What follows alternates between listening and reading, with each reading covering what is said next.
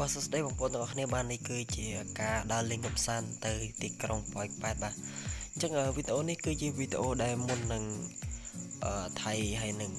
ខ្មែរយើងមានចំនួនជាមួយនឹងគ្នាទេបាទតែខ្ញុំទៅនិយាយមកផុសបាទមុនប្រហែលជាមួយថ្ងៃទៅទាំងអស់គ្នាបាទដោយសារតែយើងទៅនេះគឺអត់កម្រងថាទៅនឹងដោយសារតែពេលហ្នឹងវាថៃនិងខ្មែរយើងអត់ទាន់មានចំនួនម្ដងទៀតណាទាំងអស់គ្នាហ្នឹងហើយដល់ពេលចឹងទៅខ្ញុំក៏ទៅលេងប៉ោយប៉ែតទៅនឹងឯងគ្រាន់តែដល់ប៉ោយប៉ែតភ្លាមមិនទាន់អីផងគឺគេចាប់ផ្ដើមមានចំនួនសេតមែនតើបាទតែហ្នឹងហើយចឹងយើងមើលវីដេអូនេះគ្រាន់តែជាការកម្សាន្តទៅបាទព្រោះអីខ្ញុំថតទៅដោយសារតែទេសភាពវាស្អាតមែនតើបាទនេះគឺជាកន្លែងតំបន់អភិវឌ្ឍន៍ដែលចូលឈ្នះគេហៅថាបឹងជង្រុកបាទជាប់នៅស្រុកម៉ាឡៃនៅទាំងអស់គ្នាហ្នឹងហើយគឺជាប់នឹងព្រំដែនដែរទេបាទចឹងដែរវីដេអូដែលខ្ញុំទៅនេះគឺបញ្ជាក់ទៀតគឺវីដេអូមុននឹងថ្ងៃដែលមានសង្គ្រាមឡើងវិញរវាងសៀមជាមួយនឹងខ្មែរយើងហ្នឹងឯងចឹងយើងមើលលេងទៅនេះគឺជាតំបន់អភិវឌ្ឍន៍ល្អមែនទែនបងប្អូនបាទមានតាំងពីសាលារៀនមន្ទីរពេទ្យមានតាំងពីប៉ូលីសហើយនៅមុខនេះគឺមានផ្លូវបេតុងស្អាតមែនទែនបាទគឺផ្លូវមើលទៅធំ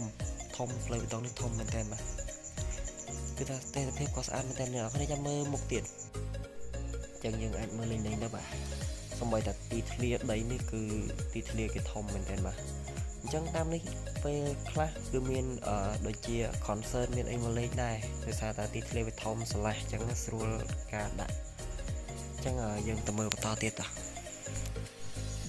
បាទអញ្ចឹងចាំមើលតទៅមុខទៀតយើងឡើងទៅលើផ្លូវលំផ្លូវគ្រោះអ្នកនរគ្នាបាទចាំមើលទេសភាពអេមែនតើដោយសារតែជុំវិញផ្លូវហ្នឹងគឺវាលក្ខណៈថាដីចម្រែលគឺវាមានទឹកដក់សាងខាងមើលទៅគឺអែមែនតែនវាប្រៀបដូចជាបឹងជិះទៅជុំវិញហ្នឹងគឺដូចជាបឹងដូចជាជិះកាត់តាមកន្លែងមាត់ទន្លេមាត់អីចឹងអ្នកនេះជាមួយតទៅមុខនេះបាទមើលទៅជុំវិញសុទ្ធតែទឹកបដោយផ្លូវទៅរហូតចេញពីនឹងរហូតទៅដល់ផ្លូវជាតិបន្ទាប់មកគឺឆ្លងទៅទៀតរហូតដល់អូខេដនគឺមានទឹកចឹងរហូតគឺទេសភាពស្អាតមែនទែនត្រូវនឹងអាកាសធាតុវាត្រជាក់ហើយ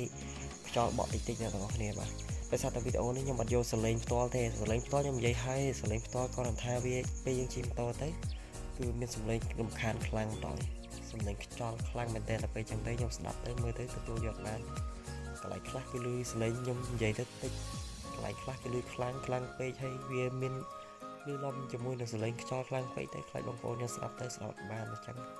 វាធ្វើឲ្យរំខានដល់វីដេអូរបស់យើងនេះមើលទៅกันបងប្អូនគ្នាបាទនិយាយទៅគឺទេសភាពស្អាតមែនទែនដោយសារតែវាត្រជាក់មើលទៅក៏យើងនេះពេលល្ងាចអីមកអង្គុយលេងអីទេសភាពឯមែនទែនខាងនេះវាស្រែអ្នកគ្នាវាស្រែគេអត់តន់ច្រូតទេហ្នឹងហើយកន្លែងខ្លះក៏គេធ្វើស្រូវប្រាំងចឹងទៅវាក៏ទៅតាខៀវដែរទេដោយសារតែស្រូវប្រាំងទៅមិនដាំដែរទេទៅឡើងមកមើលទៅស្រស់ស្អាតមែនទែននេះមើលទឹកខាងនេះនៅមុខមានគេដាក់មងមានគេបងសំណាញ់បងគ្នាបាទគឺទេសភាពស្អាតមែនតែមើលទៅឡើងត្រជាក់ភ្នែកតែគ្រាន់តែថាខ្ញុំថតនៅលើកាមេរ៉ាទូរស័ព្ទនេះគឺវាអន់ដែរទេវាគ្រាន់តែថារូបភាពអាចទទួលយកបានតែវារៀងអត់ស្មូទទេអ្នកគ្នារៀងតាក់តិចតែអីที่អាចមើលបានធ្វើម៉េចបាទអត់លុយទិញទូរស័ព្ទថ្មីបាទយើងមើលលេងទៅនេះបើនៅខាងមុខនេះគេចាក់ដីអ្នកគ្នាខាងស្ដាំដៃមិញនេះគេចាក់ដីឡើងខ្ពស់តែអត់ដឹងថាគេចាក់កម្រងធ្វើអីទេនេះមកអែមែនតើខ្ញុំជិះជាមួយប្អូនខ្ញុំវាលក្ខណៈថាវាអ្នកលេងដងបបកត្រីដល់ពេលខ្ញុំជិះទៅខ្ញុំឃើញទឹកទេសភាពស្អាតខ្ញុំនិយាយថាទេសភាពស្អាតវាមានគិតអីថាគិតថាប្លង់បបកត្រីឃើញប្លង់បបកត្រីស្អាតសុទ្ធតែប្លង់បបកត្រីចោលដល់អ្នកលេងដងបបកណាគេលេង